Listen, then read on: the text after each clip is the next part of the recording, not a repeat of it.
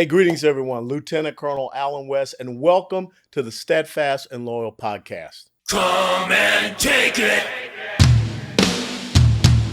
Come and take it. An unarmed individual is a subject. Come and take it. Come and take it. Go ahead and try. Go ahead and die. Come and take it. Welcome back to the Concord Bridge. Don't you even try it. Don't you tread on me. I dare you. Come and take it. Good luck. Good luck. Hey, folks, right now, this whole gun control issue is a big topic.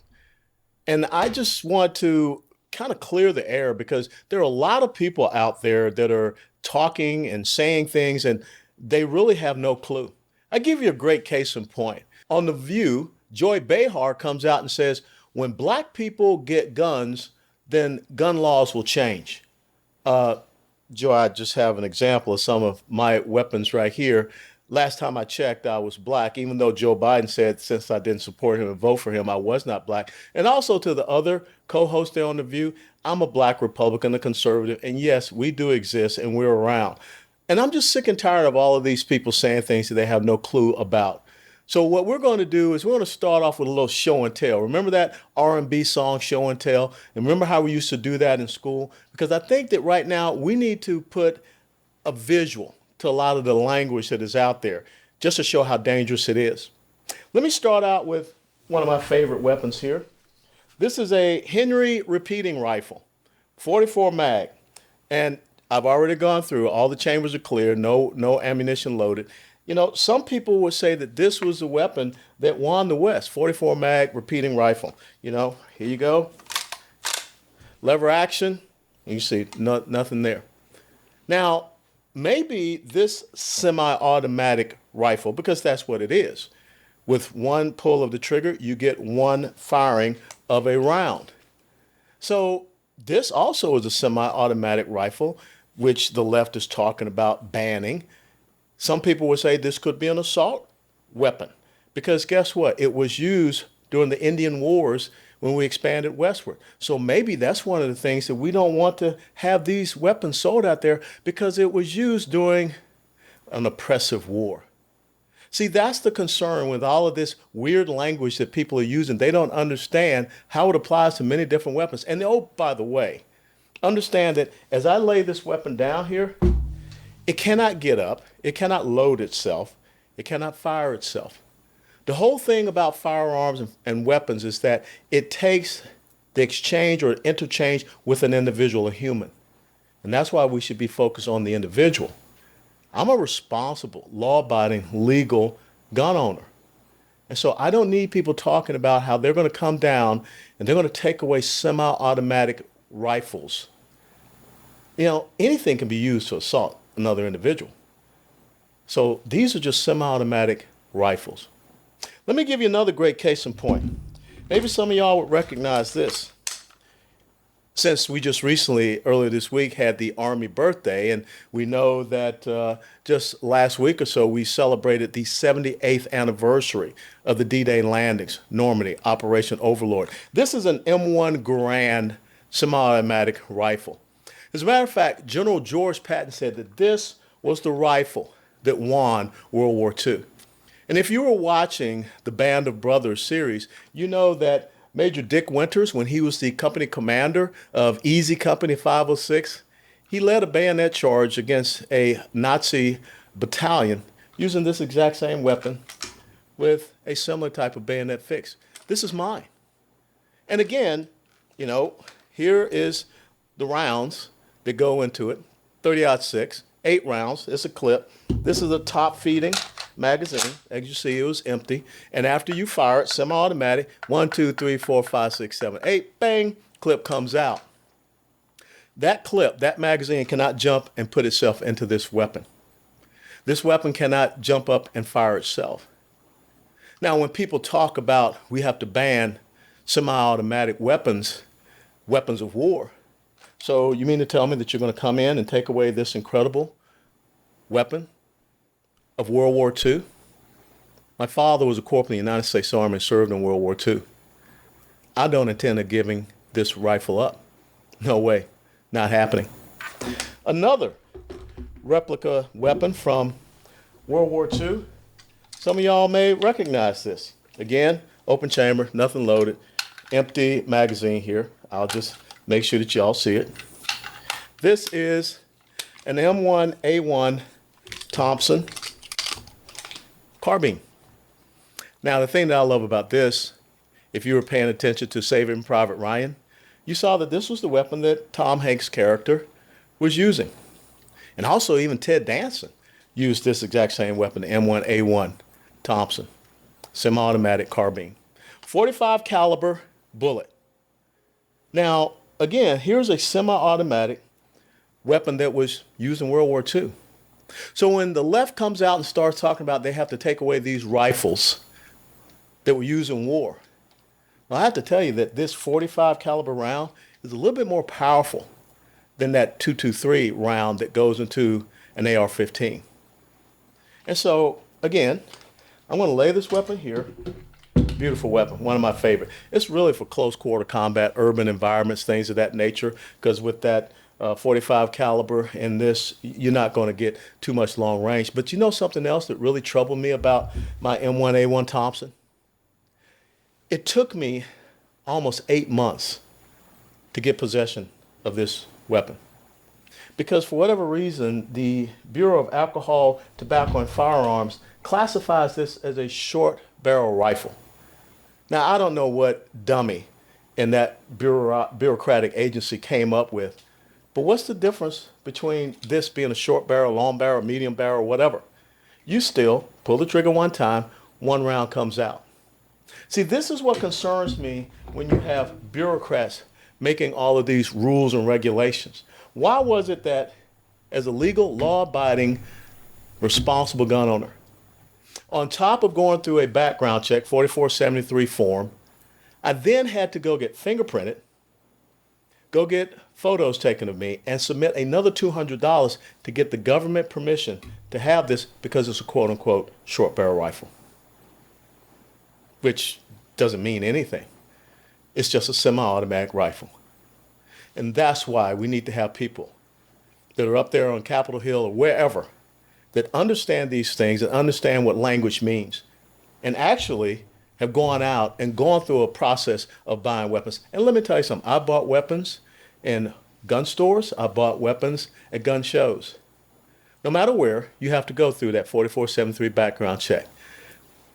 The only weapon that I did not go through a 4473 background check was with this M1 Garand. Why? Because a veteran thought so highly of me that he gave it to me. He was a legal, law-abiding, gun-owning veteran, responsible, and so am I. And so I don't need people to come down here and interfere because it says, the Second Amendment, the right to keep and bear arms shall not be infringed. Now let's finish up over here with the one that everybody is so upset about. This here is a Spikes Tactical AR-15. Again, chamber's open, no magazine in there. Here's that devious, scary, quote-unquote, large capacity magazine. But again, it does not do anything. This thing cannot grow legs and place itself into the magazine well. It cannot charge itself. It cannot fire itself. This is a semi-automatic rifle. That's what it is. And yes, it does have an optic sight here. I took the hard sights off and I put a red dot sight on it. Some people call this an AR pistol because I could just call it a carbine. But let me explain something to you, having been in combat in recent years. You don't want to take this into a combat zone. Why? Because it's a semi-automatic. You cannot get a high rate of fire from this.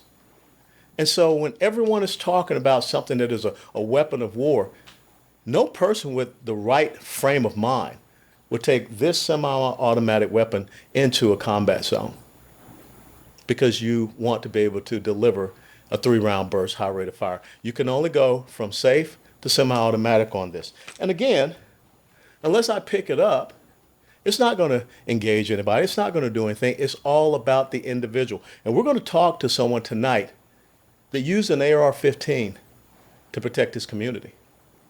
See, it is about the person their intent, being it good or evil. And we have to be able to delineate that. So when we're talking about banning weapons and all of these things and banning magazines, it's not about any of these weapons that you see here. That all of them, especially these here, have been in combat operations. It's about the person that is the owner. And here on my hip, there you see it. That is a Glock 43X 9mm. And Joe Biden, a 9mm round is not going to blow someone's lung out of their body. But this is for my personal protection. And why do I have this for my personal protection? Because right now, we have people, the progressive socialist leftists, with this bail reform that are releasing violent criminals back onto the streets. We got a problem here in Texas, down in Houston, where we have judicial activists that are releasing violent criminals back on the street. We have a problem in Austin, Texas, where they defunded the police by some $150 million. And guess what? Austin shot up to be the third highest city for increase in murders.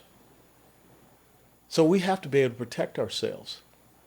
See, the founding fathers knew that these here that are before me, I'm an armed individual, which means I can be a citizen.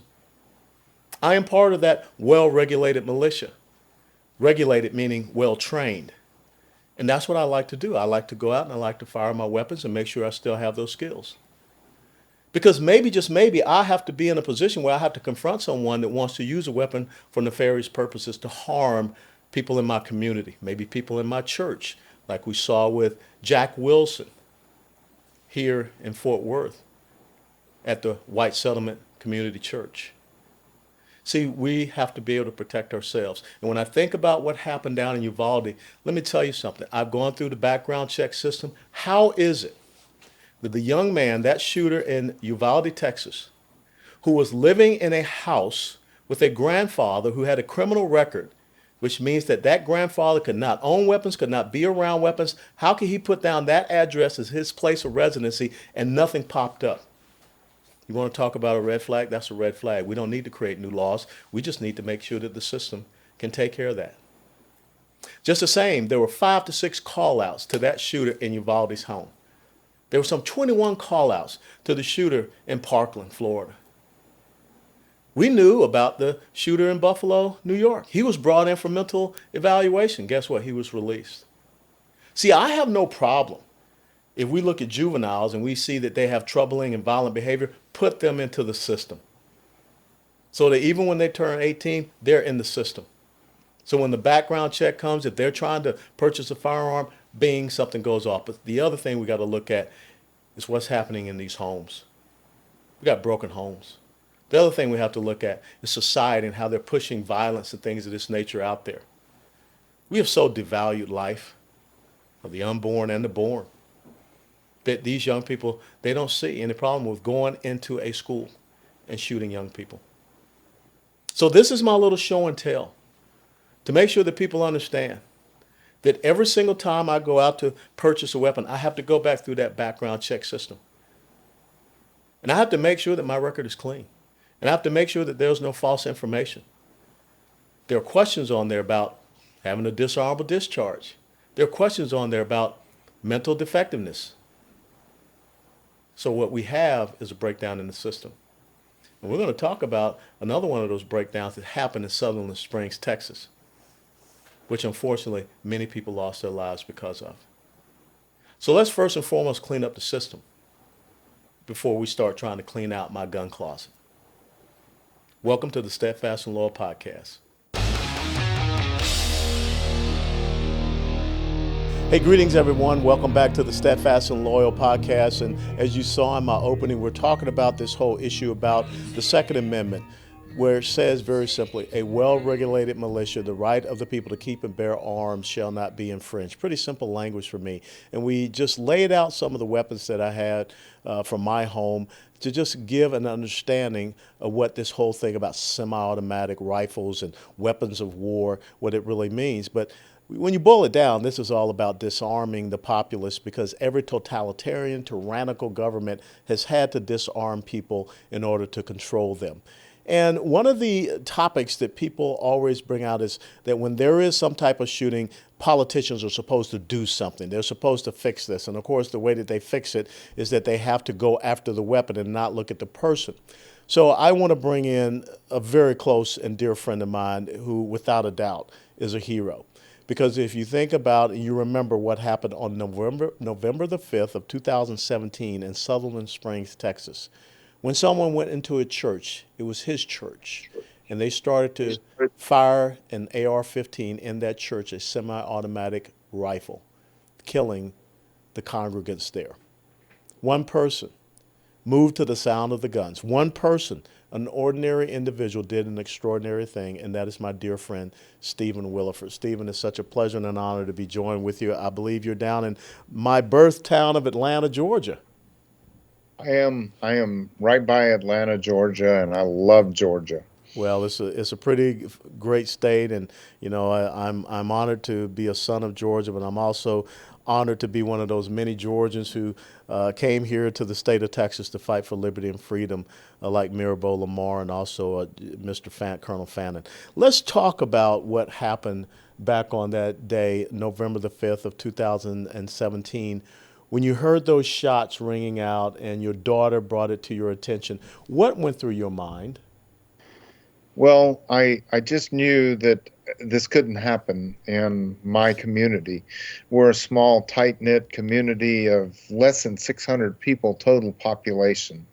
And, this is my community, the community that I'm fourth generation in, and the community I love. And so immediately what went through my mind is this can't happen. And,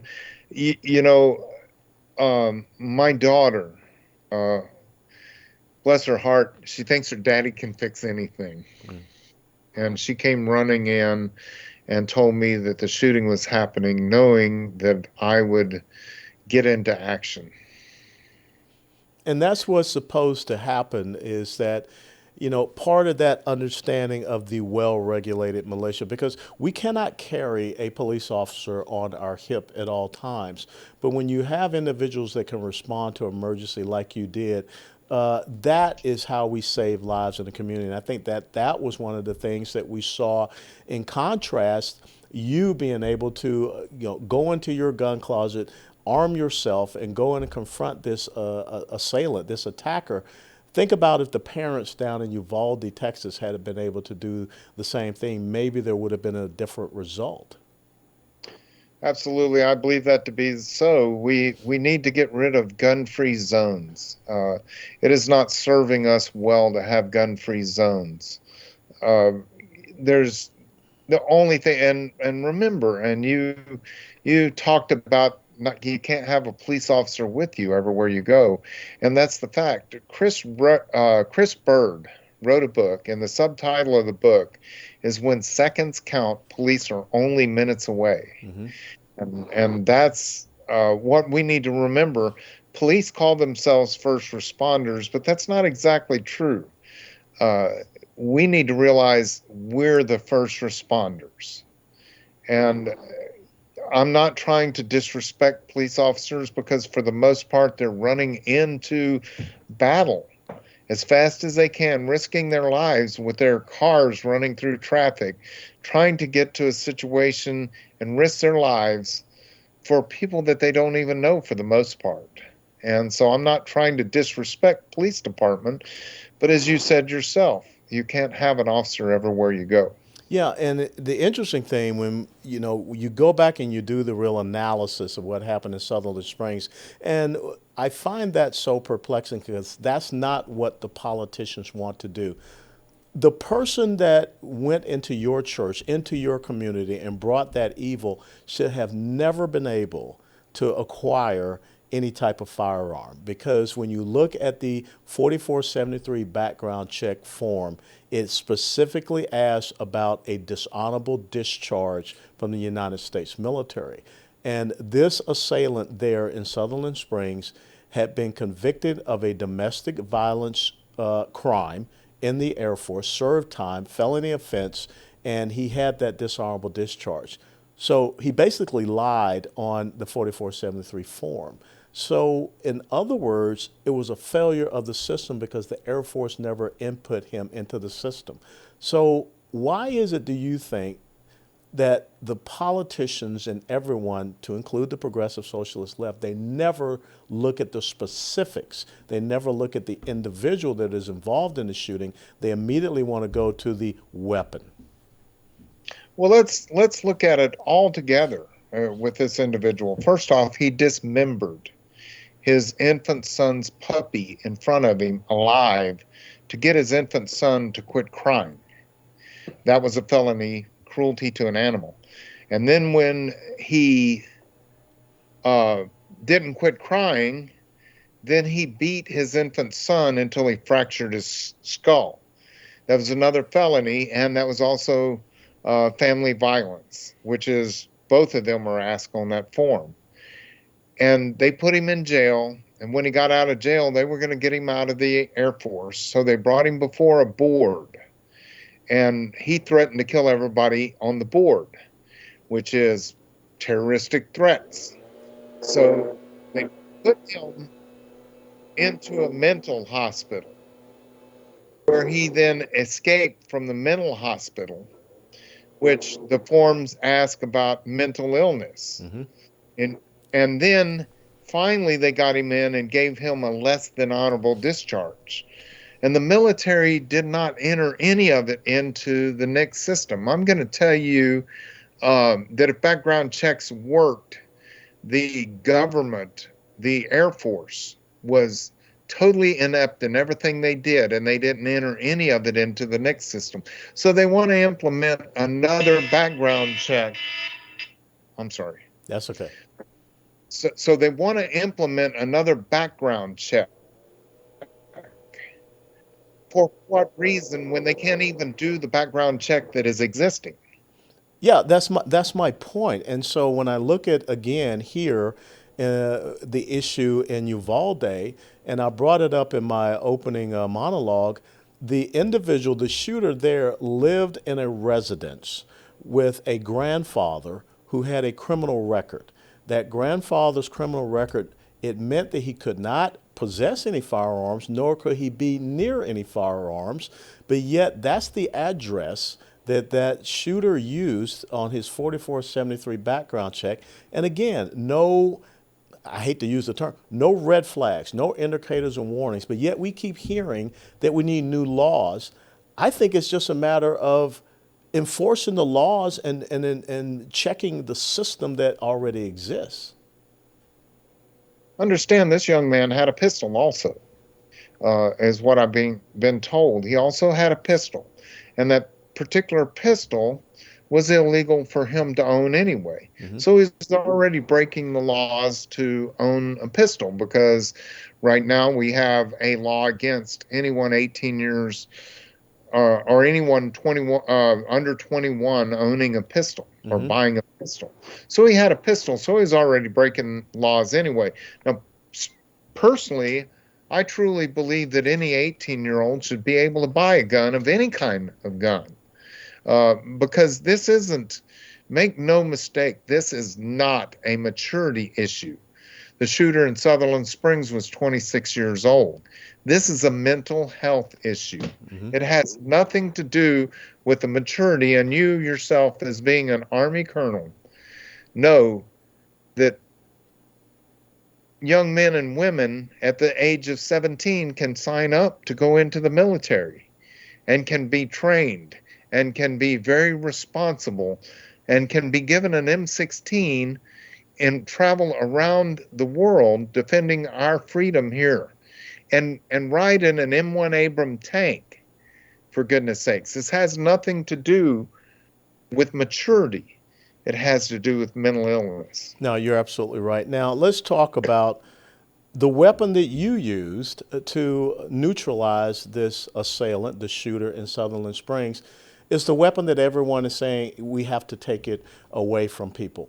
And again, it comes back to what you just said. This is about legal, law-abiding, responsible gun owners.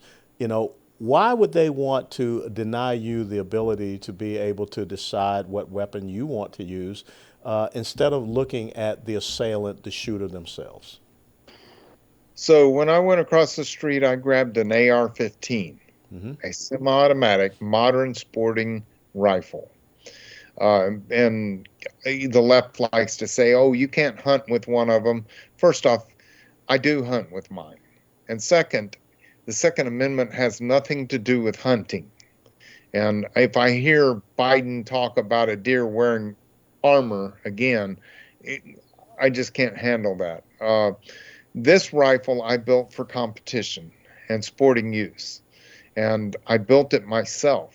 And they want to ban any guns that you can manufacture that you can put together by yourself. Um, how ridiculous is that? They want to demonize a gun. And yet, the FBI statistics itself, if you go and look at the FBI and murders, that more people are killed by hammers and blunt instruments than rifles in general. And that includes 22 bolt action rifles all the way up to whatever other rifle. But more people are killed by hammers than rifles every year. So they're trying to ban something that's a tool. And that's what an AR-15 is, a tool. It has nothing to do with an inanimate object. I used my AR-15 to save lives in Sutherland Springs. Hmm. And his AR-15 was in evil hands. Hmm. No, you're absolutely right. And it's just that simple. But for whatever reason, that's what people want to focus on instead of focusing on the real issues and the real problems. So let's move to where we are today and now. Last week, we saw in the United States House of Representatives, they passed, these restrictive gun control measures. Now in the United States Senate, they have agreed to a quote unquote framework that they're going to put in legislative language. How do you feel about what is being done up there on Capitol Hill? And then we'll talk about, what's being done here in the state of Texas. 10 senators have signed on, 10 senators, and what an embarrassment that one of the senators is John Cornyn from my state of Texas. 10 senators have signed on to this framework. And I would love to ask John Cornyn which one of these gun control acts that he has signed on to would have stopped the shooting in Uvalde, Texas. And I'm going to say nothing. None of them address what happened. Would you agree with me, and this is something that I hold very dear, if you're a juvenile and you display this violent behavior like we have seen in so many of these cases, that should be entered into the system? And so that, when you become 18, and you try to go and purchase a weapon in the state of Texas or anywhere in the United States of America, it's already there. I mean, we don't decide that, well, this was when they were juvenile, that cannot be put into the system. And so they have a clean slate at 18, because I think that we're creating a loophole. That's one of the things that we should be looking at, but that's not part of this framework. This young monster, and I'm not going to call him a young man, this young monster Hmm. had made threats over the internet. You don't make threats. You don't get to do that. That's illegal to make threats like that. The FBI already knew about him, and yet they did nothing about it. In so many other cases, Parkland included in Hmm. some of the other cases, the Buffalo shooter, they all made threats ahead of time. Those are terroristic threats, and they should be taken seriously. You say, "Oh, well, what we say on social media doesn't matter." No, it does matter. Well, It it's does. amazing. You bring that up because if you and I were going on social media and say that we believe there are unconstitutional actions that led to voting irregularities in the November 2020 election cycle, we'll get kicked off of social media. But yet people can post violent threats and things of this nature. The Buffalo shooter even had said he wanted to go and shoot up his own high school. And his high school was 90% white, so that's why I don't think this was so much a racial thing. I mean, this kid was just crazy. So does the social media platforms also have a sense of culpability with this that seems no one is talking about? Well, at one point I sit in on the governor's roundtable in Texas, and he talked to the the people that ran Facebook and said, don't you think that we could do something to report these threats? And the people that ran Facebook said, yes, that could be done, but yet they don't do it. Instead, so like my Facebook, they kicked me off for just posting what the lawyers of Kyle Rittenhouse had said. Just the lawyer's statement, my total site got shut down.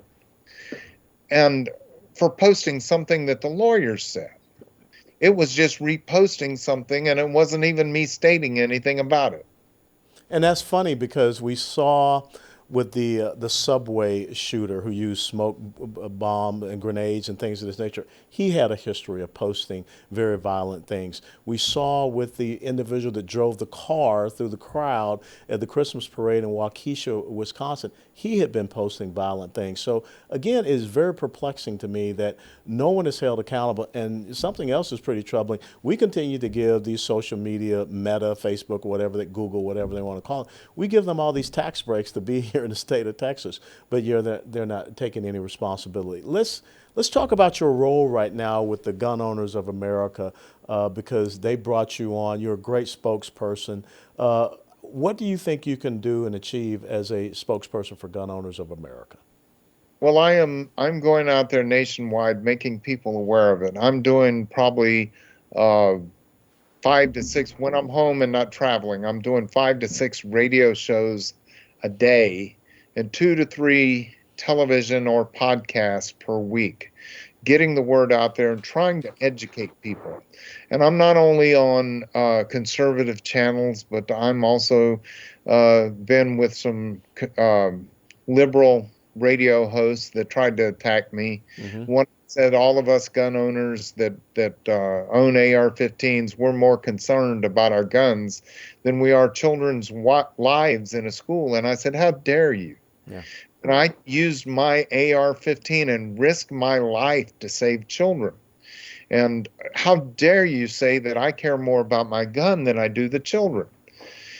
Do I care more about my gun than I do about my life? Because that's what I did, is I risked my life for not just children, but anyone in the church. Well, it's very interesting that that leftist commentator will attack you, a person who came out of their home armed, and the story is very hilarious. I mean, you did not even take time to put on shoes, and you went and neutralized a shooter whose the fault and the responsibility is with the government for failing, but yet all of a sudden it's about you. And so that's why when I look at these shootings and what ends up coming about, the left, and let's be honest, some Republicans, the left, they don't care about resolving the issue. They're always looking how never let a good crisis go to waste. So what things can you do and what can Gun Owners of America do to make sure that we are standing up and protecting that Second Amendment right? And I'll also say that you're a trained firearms instructor as well. So you're not just Jim Bob, Joe Bob running around out there.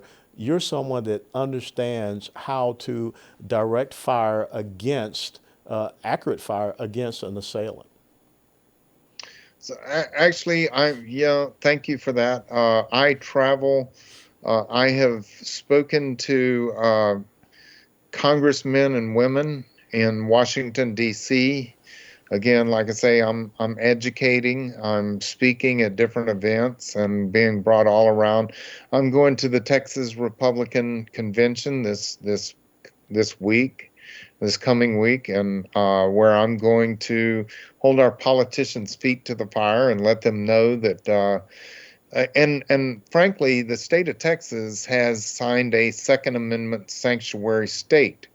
We are going to find out how much they really believe in that, because it's supposed to ignore any federal laws that are unconstitutional coming down.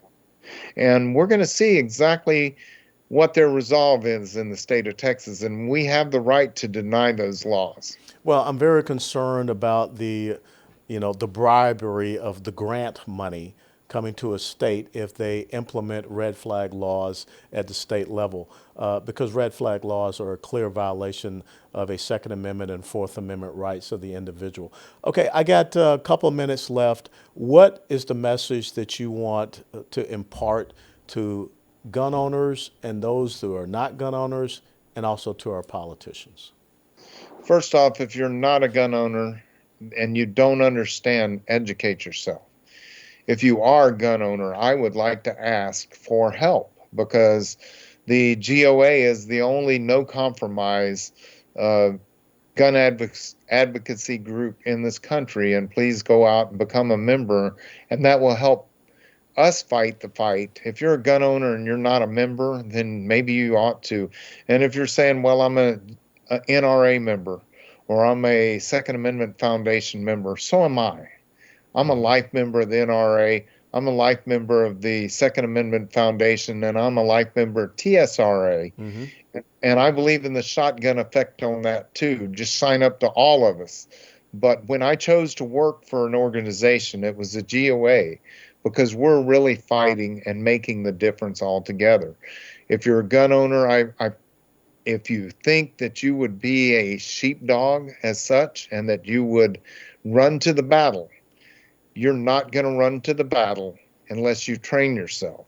I'm not saying that all gun owners should be trained, by no means.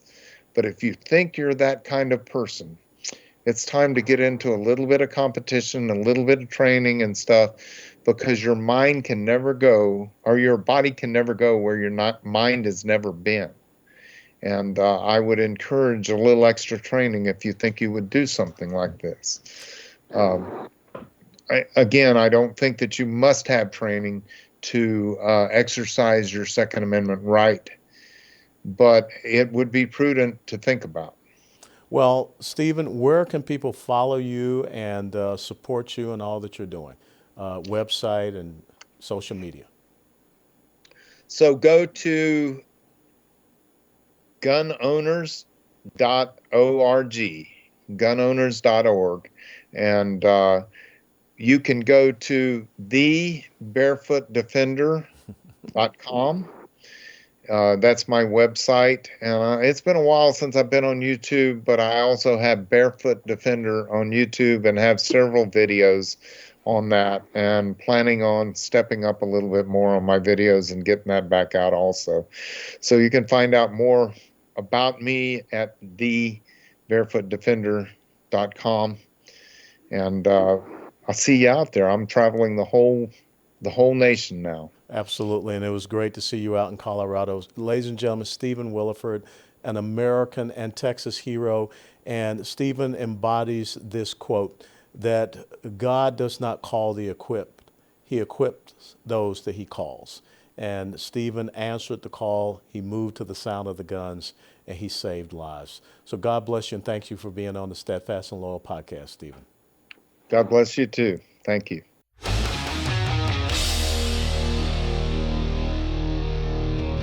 Hey, greetings everyone. Welcome back to the Steadfast and Loyal podcast. And now I am joined by the Executive Director of the Texas Gun Rights Organization. That's Chris McNutt.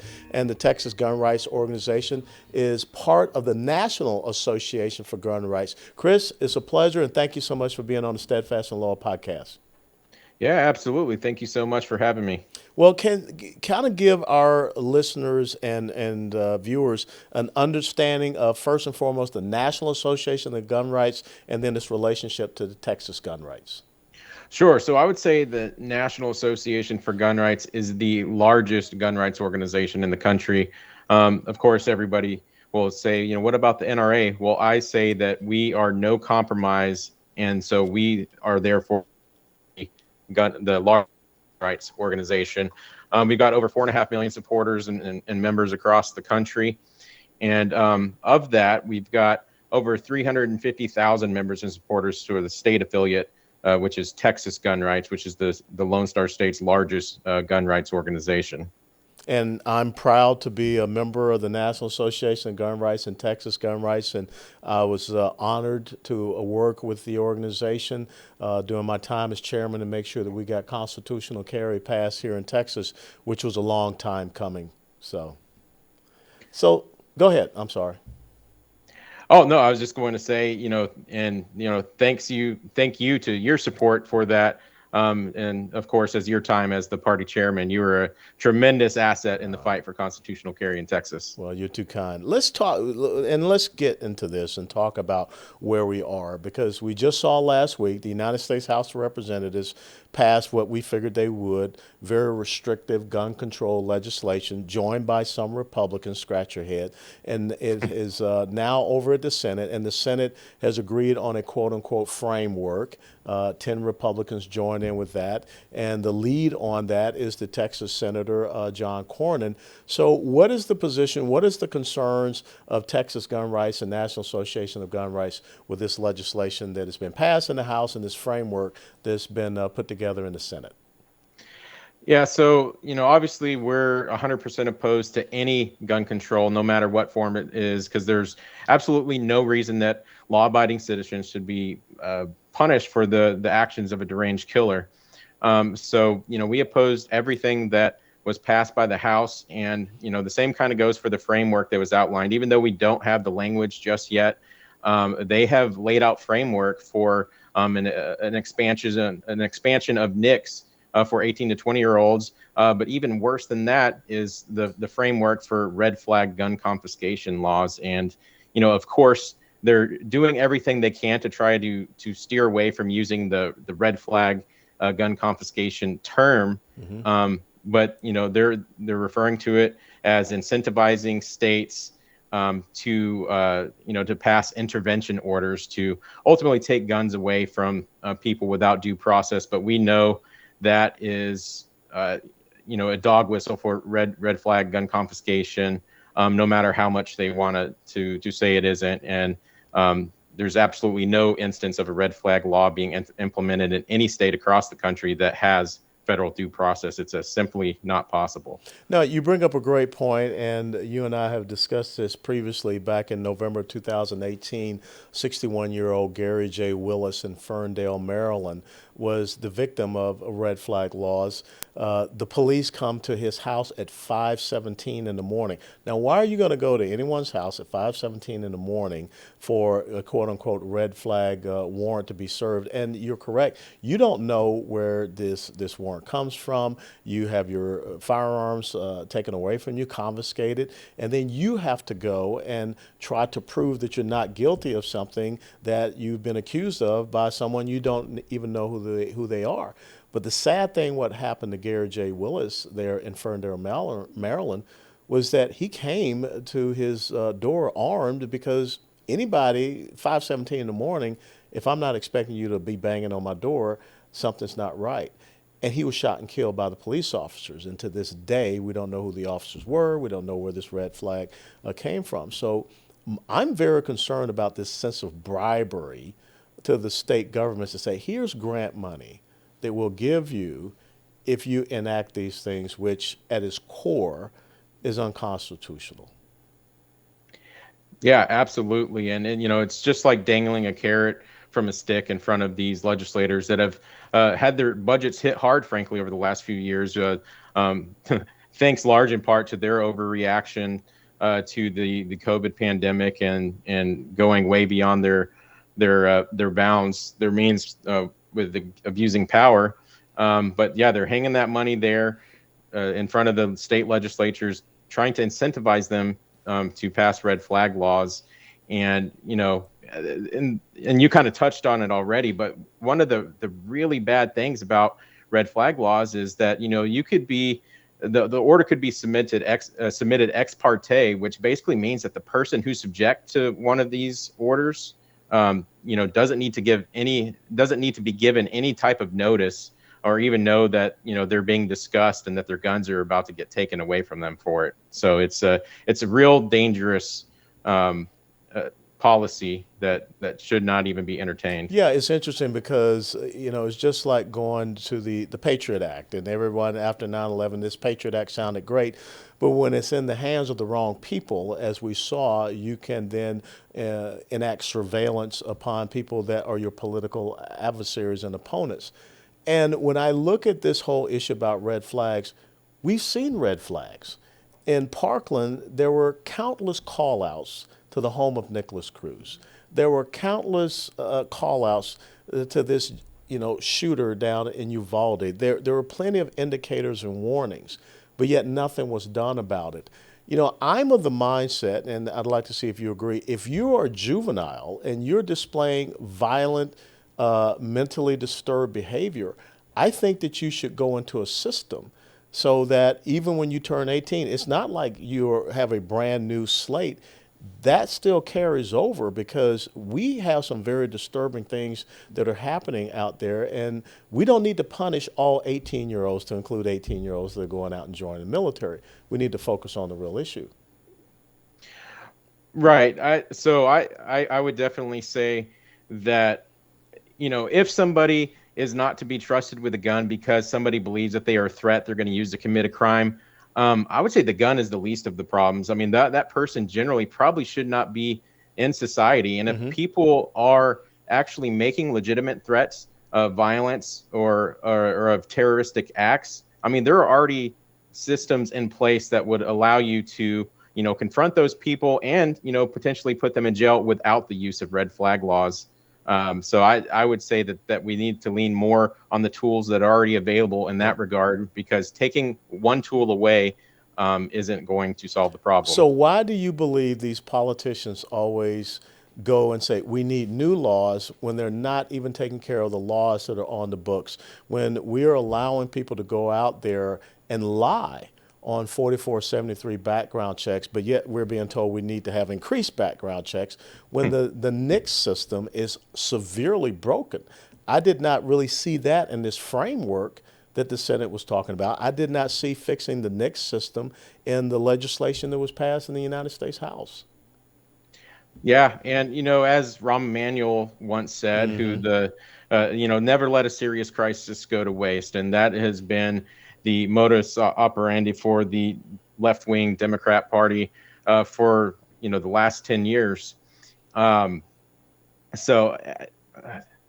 then of course on the Republican side, they're just afraid of their own shadows. They feel like they have to be doing something to frankly appease Democrat voters who are never going to support them. And not only that, we are heading into a red wave year in the midterm elections. So there's really no reason that Republicans should be afraid of doing the right thing, standing on principle, protecting the Second Amendment, and there's just no threat to their seat for them doing that and upholding their oath to their office. You bring up a great political question. Do you think that if Republicans compromise on this gun control issue, it will affect their relationship with the base going into the midterms? Well, so now that is a very good question. I firmly believe that if Republicans cower to the anti-gun left and the media, Bloomberg's, his talking wing, I think that they are going to face retribution from Republican voters, because if voters cannot decipher any difference between a Republican and a Democrat, especially on core principles like the protection of the Second Amendment, they're going to stay home. And that's the last thing that we should be doing right now, when it should be a completely red wave year for Republicans. And that brings us to the question about what's happening here in the state of Texas, where that the governor has set aside a commission to look at, I guess, gun violence, gun control, whatever. And one of the people that the Speaker of the House has put on this committee is Representative Joe Moody, a Democrat out of El Paso, who, of course, was one of the Democrats that picked up and got on private jets and flew away to try to block election integrity. And he is also the person that said Republicans were the ones to blame for the shooting out there in El Paso. Why do we continue to see this happen here in the state of Texas? We've already been down this path where the governor brought together a commission and didn't bring you in. Didn't bring any representatives that speak up for the Second Amendment advocacy to be part of this commission. So I'd like to get your perspectives and thoughts on that. Yeah, I mean, I just don't really think there is any way of explaining it other than they're either afraid of their own shadows, or frankly, they're just Democrats at heart. They're Republican in name only. And as far as leaving me out of the discussions, I mean, honestly, I prefer to be on the outside applying pressure from their constituents than having a seat at the establishment table when they try to spin me. And as I'm sure you're aware, Governor Abbott didn't want any part of his signing of the constitutional carry bill, which is exactly why they probably kicked me out of the Alamo when I was the only person that wasn't allowed to be there, in spite of being the leading force behind constitutional carry and Texas gun rights. That is, not myself personally. So it's just more of the same from a bunch of corrupt Republicans in name only. Why do you think it took so long to get constitutional carry passed here in the state of Texas? It has been a legislative priority for the Republican Party of Texas for, if I'm correct, 8 to 10 years. Yeah, no, that is absolutely correct. And more than anything, I think it has just been, that the establishment gun lobby has been eager to turn a blind eye and, puff up these legislators with A ratings for, doing absolutely nothing to prove that they earned these A ratings. And, so it took us many years to kind of break down those barriers and apply the pressure needed to force a vote on constitutional carry. And just as we always expected, once it finally got to the floor, it passed with flying colors. Not only that, we actually had 7 Democrats cross party lines and vote in favor of the Second Amendment. So that just kind of underlines why it is so important to have grassroots pressure. Every single person that's listening to this show, that's why it is so important to call your lawmakers, email your lawmakers, and tell them to do the right thing and stand up for the Second Amendment, because that is how we win. You brought up a great point, and it was something that, I served on the NRA board. I resigned last August, and I think a lot of people know why I resigned. This blanket granting of A+ rating, just saying, well, they support the Second Amendment.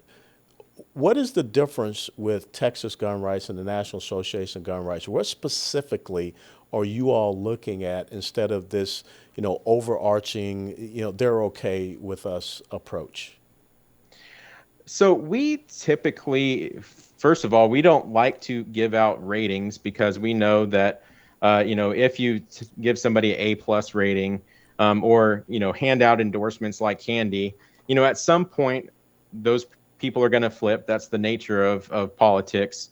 And, they can use that rating or that endorsement forever. And so we, before we hand out any endorsements, we want to see that not only will these people vote the right way, because, obviously that's the bare minimum, but also, voting the right way doesn't make you a hero. That means that you did your job. So, to get praise, get an endorsement from, Texas gun rights, we really want to see people actually lead the charge for restoring Second Amendment rights and lead the charge for fighting these, instances of gun control like we see that, the governor might be flirting with right now. What do you think is, the big focus for Texas gun rights, National Association for Gun Rights right now in this midterm election cycle? This is a critical election cycle. So the focus, objectives for this election cycle, but also what are you looking to do in this fight to make sure we maintain our Second Amendment rights? Because that's kind of like the near close target right now. Yeah. So right now, I mean, we're pretty much all hands on deck. At our Colorado headquarters for NAGR, as well as, here in Texas for TXGR. So, we're mobilizing all of our members to, contact their lawmakers. We're,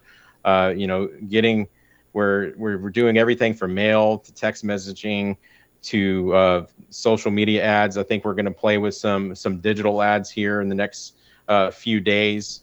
And right now, really, the main focus is to pressure that, that Senate, those 10 Senate Republicans who are, that have announced the deal for the framework of the compromise, and just, really go all out to make sure that they know that law-abiding gun owners will accept no excuse for any type of gun control. And then, of course, we're going to carry that message on through the midterms. any politician, any candidate who refuses to be a stalwart for the Second Amendment rights, the rights to keep and bear arms, they will be held accountable for their actions. One of the criticisms that I have heard other people say, and I somewhat share these criticisms, is that so often on the conservative side, we operate in stovepipes. We operate in silos. We don't coordinate and synchronize our efforts very well. How are we doing, on the Second Amendment side between yourselves, Gun Owners of America, National Shooting Sports Foundation, Second Amendment Foundation? How are we coordinating those efforts so that we are attacking with a unified front? Right. So I can't really speak for the national organization on that front, but I know here in Texas, we've worked closely with Lone Star Gun Rights, Open Carry Texas, and even a little bit with Gun Owners of America. We have reached out to the NRA and the TSRA in the past, and we've gotten mostly crickets back for them. But, my phone is always open to take calls from anybody. I'm willing to work with anybody as long as our interests are aligned in supporting gun rights and making sure that we defeat any forms of gun control. How can people help and support you here with Texas Gun Rights? So the best way is to visit txgr.org and sign up to become a member for only $30 a year. And of course, you can get on our email list, so that way, whenever we put out calls to action for people to call their legislators or their lawmakers in DC, that they can do so. And of course, sending in their petitions. Unlike most organizations, every single petition that is signed by someone actually gets delivered to the Capitol office of their politicians. So we're not just trying to list, build, and raise money like everybody else. We actually mean it when we say that we are going to deliver those petitions. So that way, your lawmakers know that that's exactly what you expect. Well, the largest political convention in the United States of America is going to be taking place this week down in Houston, Texas, the Texas Republican Party convention. Will Texas Gun Rights be down there? Will you have a booth? Can people drop by and see you?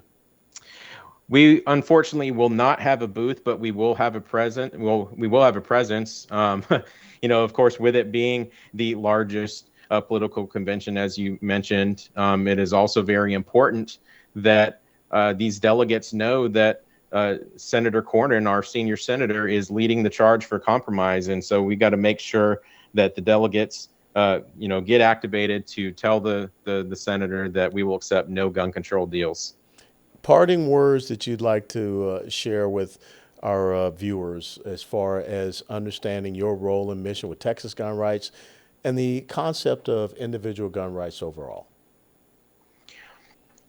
Yeah, I would just say, more than anything at Texas Gun Rights, we count on our members and our supporters to be the firepower behind our organization. We're not, Gucci loafer wearing lobbyists with expensive suits that try to rub shoulders and make gun control deals and back rooms. So we really rely on everyday ordinary citizens to apply the pressure to politicians to do the right thing. And so that's why I humbly appreciate the support of anybody who can sign up for Texas Gun Rights to be a member, because at the end of the day, I'm just a voice. I'm no different than anybody else. I'm just a voice. I'm a messenger.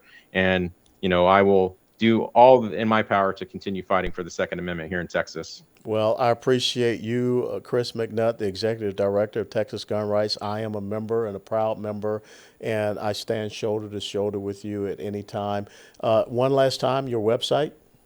It's txgr.org, or you can go to texasgunrights.org. Well, thank you so very much, Chris, for being on the Steadfast and Loyal podcast. And let's go out there and protect our Second Amendment rights. All right. Thank you, Colonel. Thanks so much, Chris.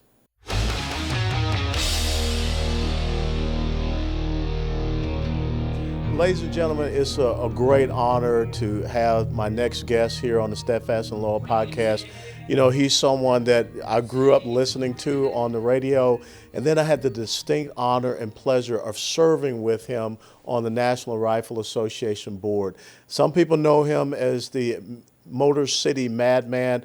There's nothing mad about Ted Nugent. He is one of the most intellectual and articulate speakers on individual rights, freedoms, liberties, and our Constitution. So I'd like to welcome Ted Nugent to the Steadfast and Loyal podcast. How you doing, sir? Where are you located now? Are you in Texas or Michigan?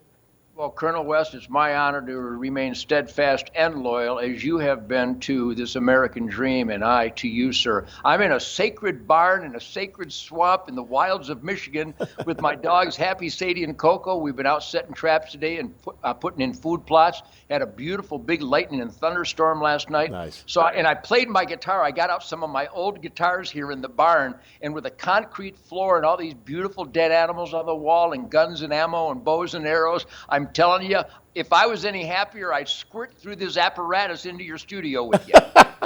That's pretty awesome.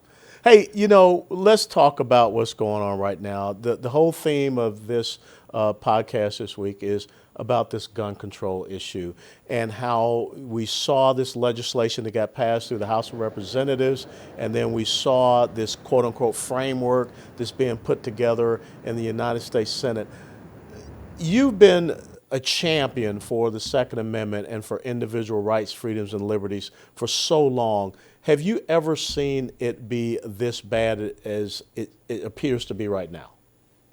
Alan, I could cry tears of blood for you. My heart is so shattered at the runaway criminality and corruption, the abject dishonesty by our government. It so hurts to have to say those words, but unfortunately the evidence is irrefutable.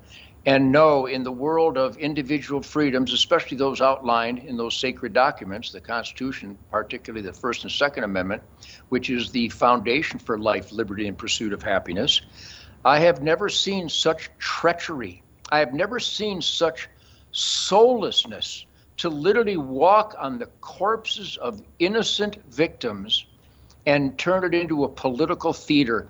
And let me make it perfectly clear. I think the most powerful words we can share tonight, because I have been on the front lines of the Second Amendment fight since the 1960s, because the hippies and the music industry, the entertainment industry would attack me because I would celebrate a great weekend with my dad and my brothers, aim small, miss small, marksmanship, discipline, that great outdoor shooting sports heritage of America. And some of these interviewers would get all angry at me because I'm promoting gun ownership. And I would very calmly express to them, which, by the way, the vast majority of the radio listeners in those different interviews would support, that self-defense is perfect.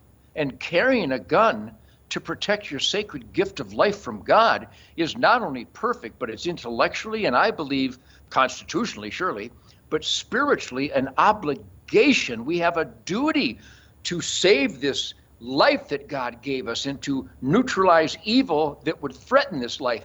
So I've been on those front lines, so I've had to deal with the Clinton gun bans and the attempt for Saturday night special bans, which included all handguns, the actual language of these bills, and watching my friends in Canada bend over to this Fidel Jr. tyrant up there, where he lists lever action 30-30s as assault weapons. So go to today here in America, there is no new gun law that will save any lives. If you ban them today, if you ban a certain caliber, if you ban capacity magazines today, there are hundreds of millions of them out there. And just to clarify with more evidence, do you think Kalashnikov machine guns are available to citizens in France? No, the answer is, but they use Kalashnikov machine guns in Paris, France, breaking hundreds and hundreds of gun laws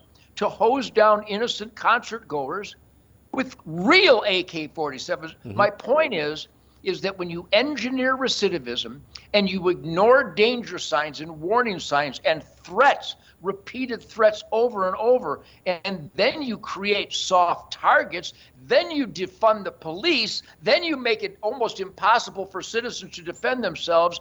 That's the perfect storm for evil to do what they damn well please to innocent citizens. So these are treacherous times. And Alan, everybody listening, if they're If they believe their gift of life is worth protecting, be sure you're an NRA member, a Gun Owners of America member, United States Concealed Carry Association, your state Second Amendment organization. Strength in numbers will push back on these counterproductive increased gun laws that will actually cause the loss of more innocent life, Alan. No, you're absolutely right, and I find it somewhat disconcerting and disingenuous when you look at the framework that they propose, but it has nothing to do, would not have stopped what happened in Uvalde. And you and I have been through the 4473 background check so many times, but yet here in Uvalde, the shooter was living in the home of a grandfather who had a criminal record, that could not purchase firearms, could not have firearms anywhere around him.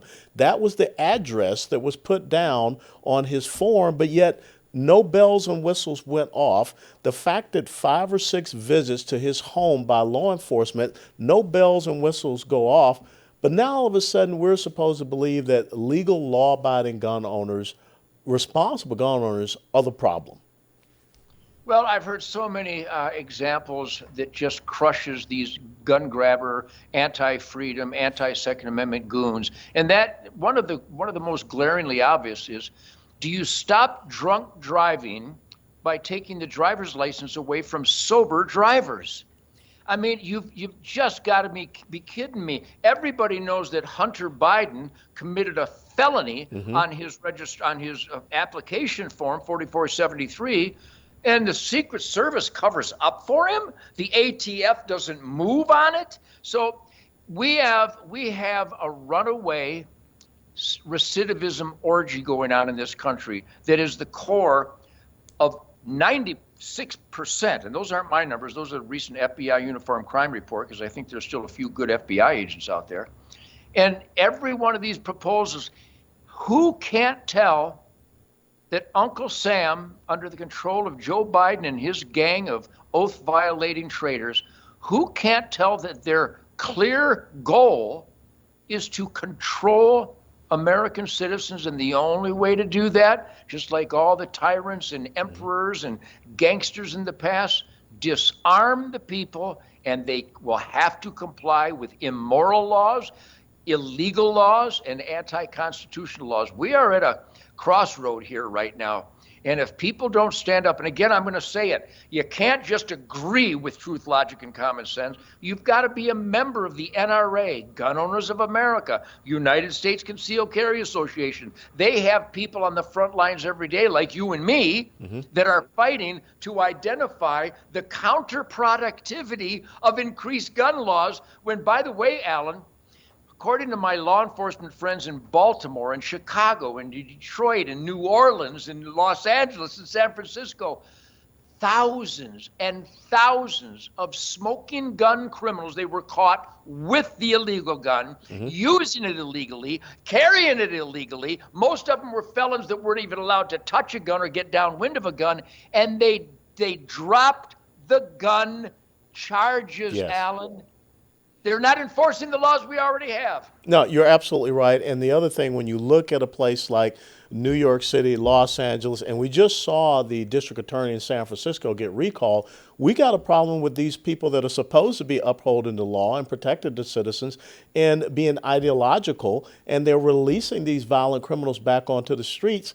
And the cities that you just named are the cities with some of the most stringent gun control laws out there. But again, the criminal element, the gang element, are the ones that are finding the means by which they can illegally possess guns. But yet, what a great parallel. You don't go and take the license away from the sober drivers because of what is happening with the drunk driver. We did not go after the automobile manufacturer of the person that drove the SUV through the Christmas Day parade in Waukesha, Wisconsin. But yet we see everybody now wants to go after the gun owner. So now they want to go after Daniel Defense because somehow this person who should have never had the ability to acquire a firearm in Uvalde gets to get a firearm. And so again, this is no different from the British when they were marching inland on April the 19th of 1775 to destroy a weapons and armament factory that was supplying the Sons of Liberty. Well, Alan, I hope people listening right now, they memorize these bullet points. There's a play on words that's accurate as can be. But we have to communicate with our mayors, our senators, our congressmen, our governors, our chief of police, our state trooper commander, our sheriff. We, the people, have to let the people in positions of authority who we hired to represent us based on that oath to the Constitution. And when you infringe on law-abiding Americans to keep and bear arms, the person infringing is the criminal. Let me make a real important point that I've never heard anybody make. I've studied the rate of fire, the calibers, the weapons used, the individual all the way back to Virginia Tech, Columbine, Sandy Hook, Parkland, El Paso, now Uvalde. I even got some inside information from Bernie Carrick on Buffalo. Do you know, Alan, everybody better memorize this, the AR platform played no role whatsoever in the body count. And let me explain, because the hyper lying by the media, the rate of fire in each instance, much like Luby's Cafeteria in Killeen, Texas, the rate of fire had nothing to do with semi-automatic. I have studied the rate of fire in all these mass shootings. A person with no training, with a single shot, break open 20 gauge with a load of buckshot, the time nobody's resistance, they can open, load, close, kill, open, load, close, kill. This whole hysteria about the AR and semi-automatics, it's smoke and mirrors. The people who are focusing on that clearly don't want to save any innocent lives, because it has nothing to do with rate of fire. It has nothing to do with caliber or ballistics or velocity. It has everything to do with gun-free zones where our society has created the sitting duck dream for evil people. So let me crescendo here. I've been on a crescendo since about 1948. But here's the point we need to make. All those victims had one thing in common. Even some of the brave people and some of the brave law enforcement who tried to neutralize the threat, they weren't adequately trained, or they would have gone for headshots. My point being, I think somebody's calling my barn. My point being is that don't be unarmed and helpless.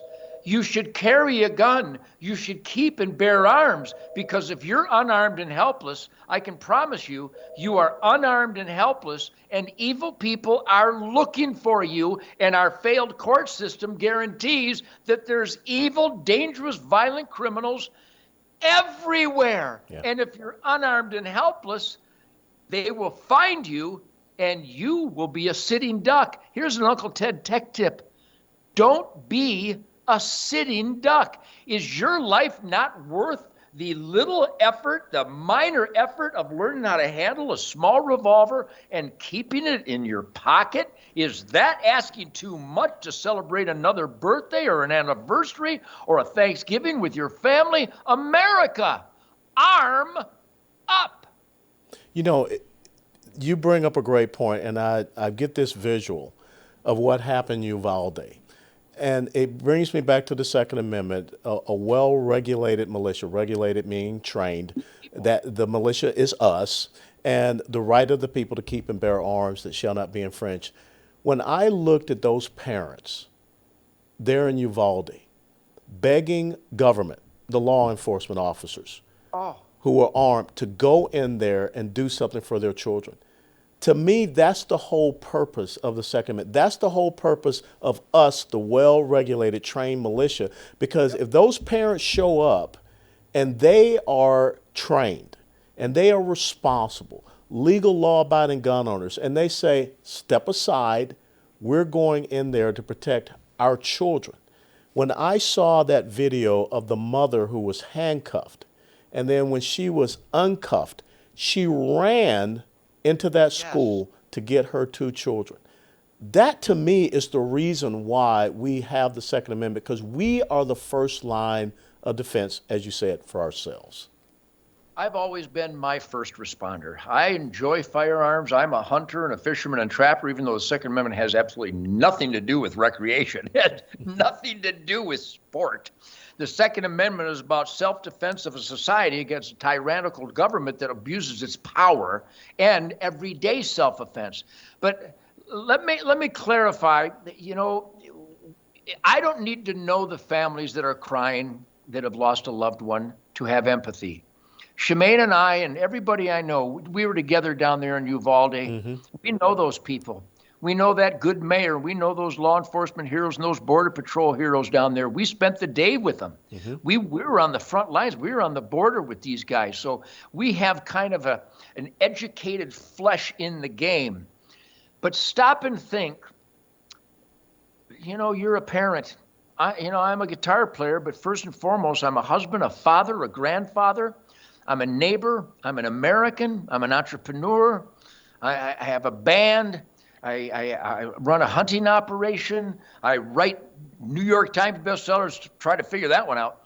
The point being is that who could possibly think, what man could approach you or me or any free human and tell us if we can defend ourselves, or maybe where we can or cannot defend ourselves, mm-hmm. or how we can or cannot defend ourselves. I'm telling you, all the treachery we witness right now has manifested itself in the maniacal attempt to disarm Americans because we're taxed and we give billions of dollars of state-of-the-art military weaponry to the Taliban. Did you vote for that? I didn't vote for that. I worked very hard to pay for my taxes, and I didn't pay taxes to enrich and arm our enemies. And we could go on with the abuse of power out there, but there is a time and a system by which we can take this country back. And I'm going to drop a website, hunternation.org. Please, my friends, write it down. Join me there. hunternation.org. It's a clearinghouse, an epicenter, a circling of the wagons for American families who are fed up with the criminal abuse of power and the treachery that being inflicted on the middle class, and the gas prices and the food shortage and the baby formula shortage and an open border and a government, the United States government, importing fentanyl across an open border, slaughtering Americans. Alan, we have to demand legal votes, and we have to vote. If the real conservatives, that we call it hunternation.org, because we found out that so many licensed hunters who are the pillar of conservative values, so many didn't vote. They weren't even registered to vote. So we made a difference in 2016. Believe me, we made a difference in 2020. We made a difference in Virginia. We made a difference in San Francisco with the callback of this prosecutor that was on the side of criminality. Yes. So if we're not voting those core values, God, family, country, Constitution, Bill of Rights, the Ten Commandments, the Golden Rule, that man in the arena work ethic, law and order, no more smash and grab, no more stabbings, no more cold cocking by recidivistic monsters. We can stop this if we vote in constitutionalists. hunternation.org. Absolutely. Now let's turn off the compressor. Uh-oh.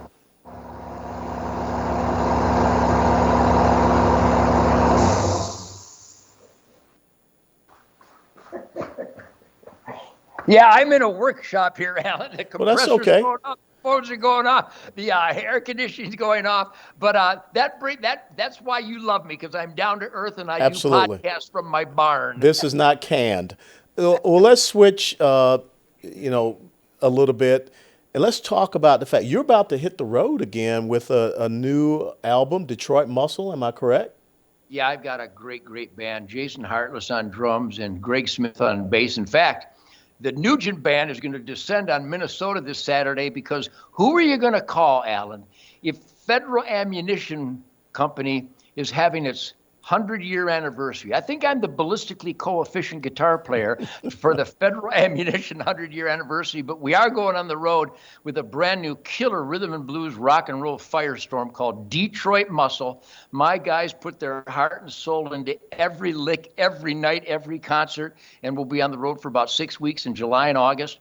And then I will cleanse my soul during the bow hunting season. But yeah, this is going to be a great rock and roll year. I hope that diesel isn't $20 a gallon by the time we get out there. Yeah, that's incredible what's happening. And one of the songs that, part of this new album is based upon those incredible words that were spoken October the 2nd, 1835 at Gonzales, Texas. Tell us about the song Come and Take It. Well, I'm an instinctive guy. I never went to college. I was too busy learning important stuff. And I've always been gregarious. I have a lot of friends. I know all these people in the music industry and the hunting industry and the off-road industry and the farming industry and the ranching. And I have a good core circle and a very vast core circle, as you witnessed when we were together doing the Border Patrol. There's a love affair between people that put their heart and soul into being the best that they can be. And again, I mentioned farmers, ranchers, cops, teachers, hardware store operators. So when I get my guitar on, I'm surrounded by some killer guitars right now, and I start playing, and I do interviews every day, and I identify the violation, the criminality of infringing on our right to keep and bear arms. So sometimes, let's say I just got done kissing Shemaine, I would probably write a song called Wang Dang Sweet Poontang. But when I get done doing an interview and talking about the oath violating by our government and the dishonesty of the media and Walt Disney going to the dark side, sometimes those spirits and that attitude comes out in a song. So I started cranking on this lick that said, come and take it, go ahead and try, go ahead and die. And it's about freedom. And we met him at the Concord Bridge, and we climbed up Iwo Jima. Mm-hmm. And we got this freedom on the blood and guts of warriors who fought evil on our behalf. So I wrote a song called, Don't You Even Try It, Don't You Tread on Me, You Can Do or Die in the Land of the Free, Come and Take It. And then live in the concerts, we changed the lyrics to Let's Go Brandon and a few other choice street terms. But the second verse goes, no more kings, no tyrants, no more jackboot thugs. We will unleash violence for the freedom that we love. It's a serious song. It's a fun song, believe it or not, because it's high energy and the guys just pound like Motown Funk Brothers on backstraps. But the album is full of all kinds of different songs, but that was the first song we released because I saw what was coming.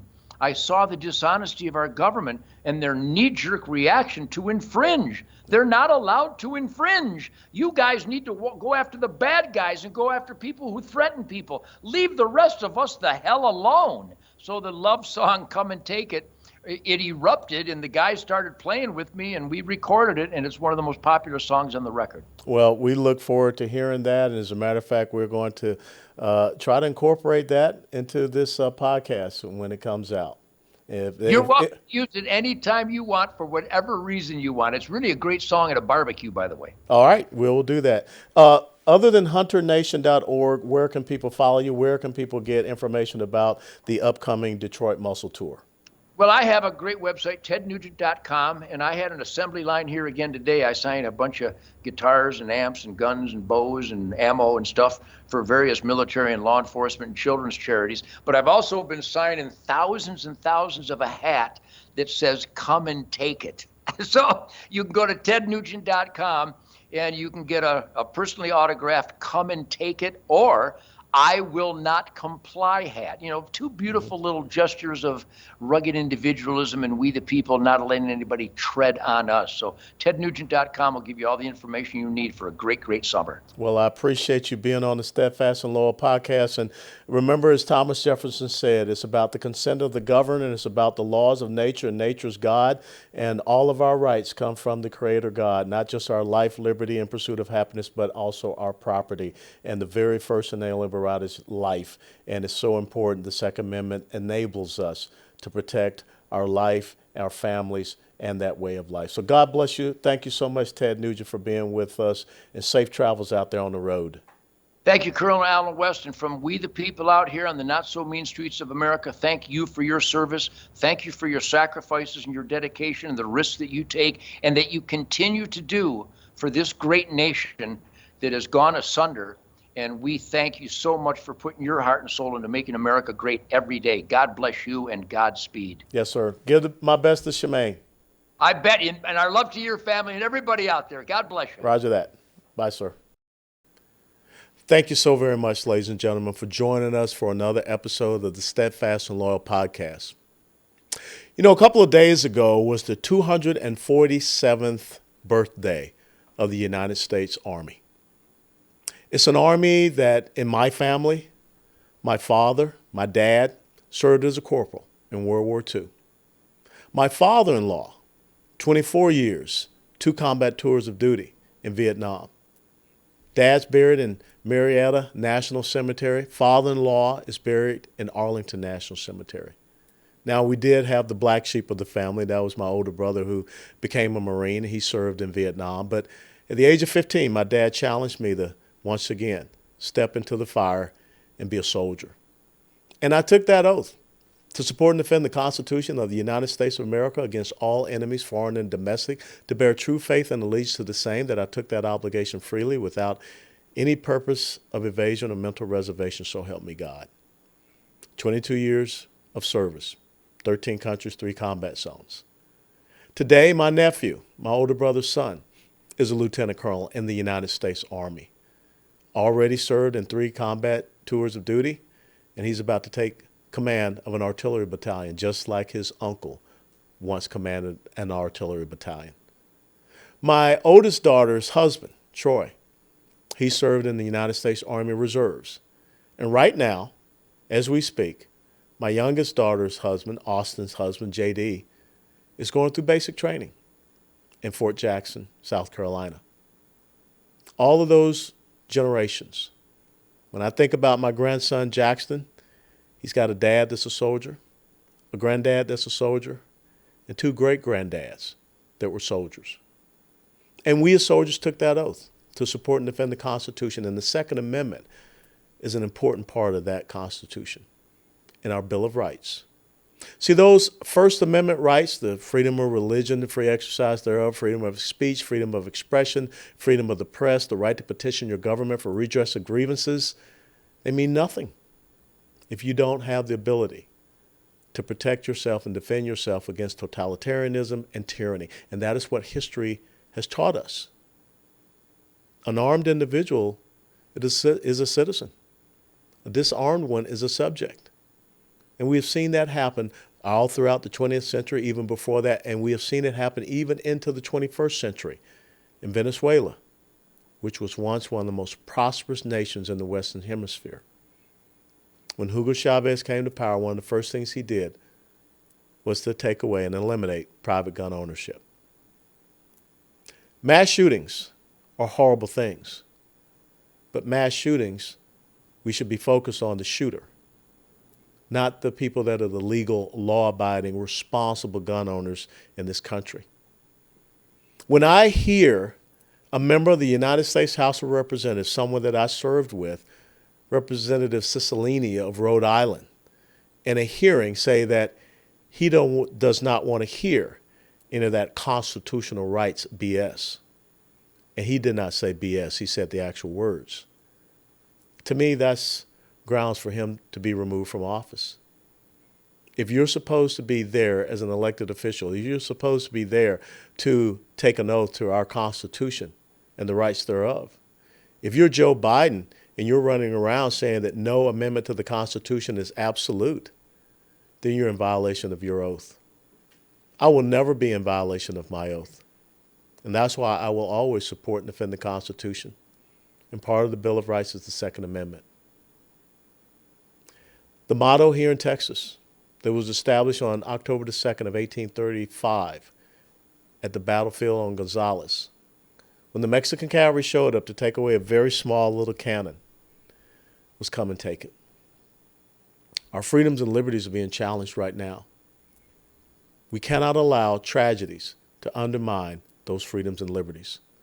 As you've heard tonight, there are some very definitive things that no one is paying attention to when it comes to making sure that we are safe and protected. There are a lot of veterans out there that would love to be part of a school marshal program and protect our children at schools. There are high school junior ROTC programs out there.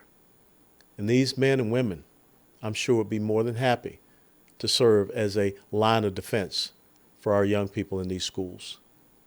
We need to harden our schools, but most importantly, parents, you need to be able to protect your loved ones.